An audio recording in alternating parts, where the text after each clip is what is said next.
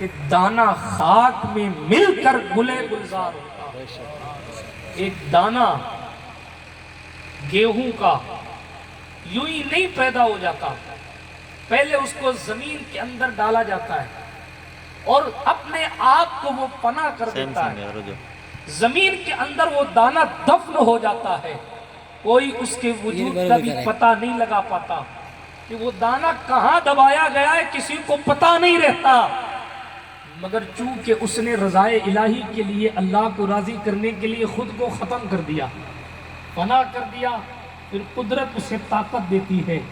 تو وہ دانہ جس نے اللہ کی مرضی کے لیے اپنے آپ کو ختم کر دیا تھا، اب قدرت اسے اتنی طاقت دیتی ہے کہ وہ دانہ زمین کے سینے کو چیر کر باہر نکلتا ہے، اور زمین کے سینے کو چیر کر وہ باہر نکلنے کے بعد گیہوں کی بالی بن کر کھڑا ہو جاتا ہے. پھر اللہ اس کو دھوپ کی تپش دیتا ہے، تب وہ ہری بالی سوکھ جاتی ہے.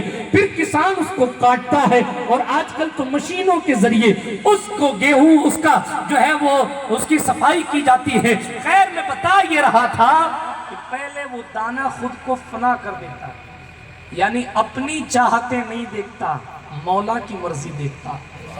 یہی وفادار کا طریقہ ہونا چاہیے. محمود غزنوی نے ہار اپنے گلے سے لیا اور ہیروں کا ہار درباریوں پر پھینک دیا. جیسے ہی ہیروں کا ہار درباریوں پر پھینکا، کسے ہیرا نہیں چاہیے، سارے کے سارے ہیرے کی طرف دوڑ پڑے. مگر ایک غلام تھا جسے دنیا ایاز کہتی ہے، وہ ہاتھ باندھ کر محمود غزنوی کے پیچھے کھڑا تھا. تو محمود نے کہا تجھے ہیرا نہیں چاہیے. ایاز نے کہا مجھے ہیرا نہیں، ہیروں کا مالک چاہیے. مجھے ہیرا نہیں چاہیے، مجھے ہیروں کا مالک چاہیے. یہ جناب والا لوگوں کا انداز زندگی ہے. ہاں، بادشاہ نے اعلان کیا کل صبح آ کر میرے محل اور میری سمپتی کے جس حصے پر کوئی ہاتھ رکھ دے گا وہ چیز اس کی ہو جائے گی. لوگ صبح صبح قلعے میں بھیڑ لگا کر آ گئے. کسی نے روشن دان کو ہاتھ لگایا، کسی نے تجوری خزانے کو ہاتھ لگایا، کسی نے راجہ کے تخت سیاہسن کو ہاتھ لگایا، کسی نے دربار کی کسی اور چیز کو ہاتھ لگایا. ایک فقیر آگے بڑھا اور اس نے بادشاہ پر ہاتھ رکھ دیا. کہا مجھے کچھ نہیں چاہیے، بادشاہ چاہیے. کیونکہ وہ جانتا تھا بادشاہ کی بادشاہی اپنی جگہ مسلم ہے. بادشاہ کی جتنی چیزیں ہیں وہ بادشاہ کی ہے. چیزیں لینے والا محدود ہو جاتا ہے، مگر بادشاہ جس کا ہو گیا تو ساری بادشاہی اس کی ہو گئی. یہی اللہ والوں کا طریقہ تھا.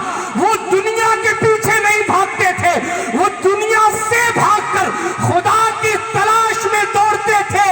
اور یہ فکر دیتے تھے جو ڈرتے تھے دنیا سے انہیں کھا گئی دنیا، اور جو ڈرتے تھے خدا سے وہ چھا گئے دنیا پر.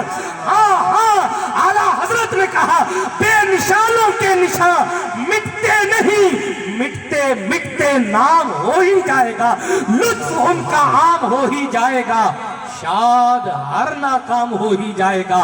اے رضا، ہر کام کا ایک وقت ہے.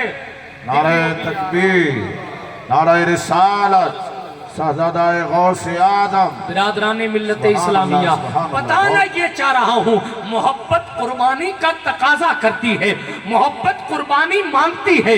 آپ کو قربانی کا تصور دیکھنا ہے تو کبھی صدیق اکبر کی قربانیاں پڑھیں. آپ کو قربانی کا تصور دیکھنا ہے تو کبھی عمر بن خطاب کی پریشانیوں کو پڑھیں.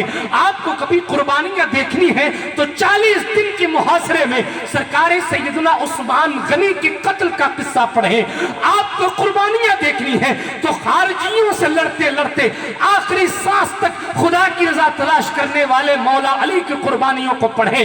آپ کو قربانی پڑھنی ہے تو امام حسن کے پر دیا گیا وہ زہر جو ان کی آنتوں کو کاٹ کاٹ کر جگر کے 70 ٹکڑے کر کے تھالی میں گرا دیتا ہے، کبھی اس قربانی کو پڑھیں. آپ کو محبت کی قربانیاں دیکھنی ہے تو کربلا میں لٹتے ہوئے حسین اعظم کے قافلے کو دیکھیں. صدیق سے لے کر عصر حاضر تک آپ جہاں جہاں بھی محبت پائیں گے وہاں